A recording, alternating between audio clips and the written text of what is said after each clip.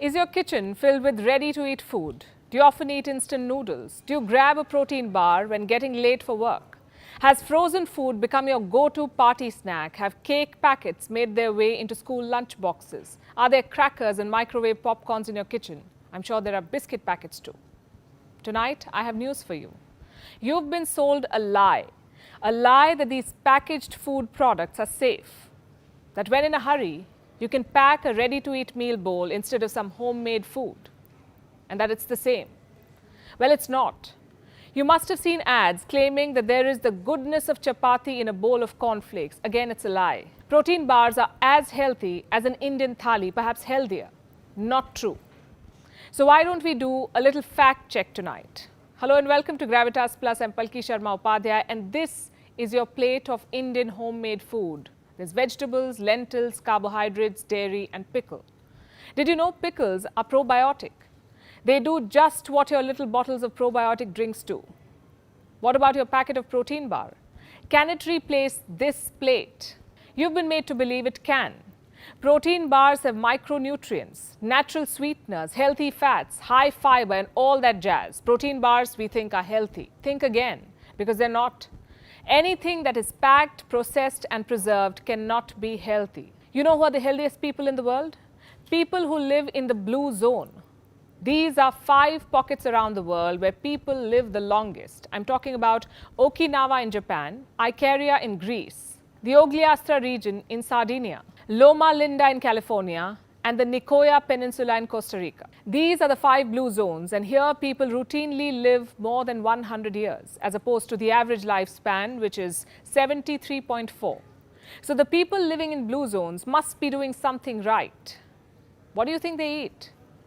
Yogurt cups bought from stores, packaged oatmeals, or ready-to-make breakfast smoothies, low-fat almond and soy meal? Well, none of the above.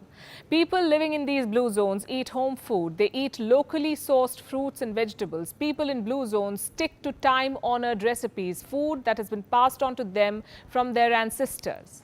For India, that could be dal chawal or idli sambar or roti sabzi or fish and rice. These are our traditional foods.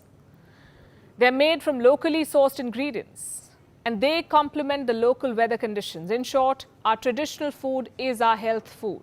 There is no need to consume healthy fats from packaged foods when coconut oil and ghee already charge your home food with healthy fats. Why do you need multigrain cereals when homemade rotis are fiber-packed? Our traditional food has medicinal qualities. You may recognize this ingredient. It's turmeric. It is antioxidant. And this is cardamom. It has antioxidants and cancer-fighting properties. It also prevents cavities. Can you name this spice? It's cinnamon. It reduces cholesterol levels, also the risk of heart diseases. This is cumin, what is locally known as jeera. This spice helps lower blood sugar levels. These are coriander seeds. They have antifungal properties. All of these spices are commonly used in Indian cooking. Can packaged and processed food replace them? The answer is no, and I will tell you why. Number 1, the ingredients are questionable. Number 2, the hygiene is questionable. And number 3, the packaging itself is often harmful. Let me explain this by using some of the most common packaged foods in our kitchens. Let's start with the ingredients. Most packaged foods have 3 common ingredients: preservatives, excess salt, and color. And let me tell you, all 3 are bad for you. Preservatives end up killing the good bacteria in your body. They can trigger breathing problems, also make children hyperactive, weaken heart tissues, and in extreme cases cause cancer. Which food items have preservatives? Almost everything that is packed. This includes your cereals, biscuits, crackers, breads, ready-to-eat meals, cheese, yogurt, deli meats, sauces, soups, everything. Ask yourself a question. What is the shelf life of a homemade batch of cookies? 2 to 3 weeks max if kept outside the fridge. Then how is it that your biscuit packet stays intact for months, even years? Because it comes with chemicals. Chemicals that extend their shelf life but reduce yours. Same with these heat and eat meals. A lot of us resort to them these days, and understandably so. Our lives are busy. There isn't enough time to cook 3 fresh meals a day, so microwave meals have become common. They've replaced traditional meals, for some people at least. In India, the frozen food market is worth $1.2 billion. You know what's amusing?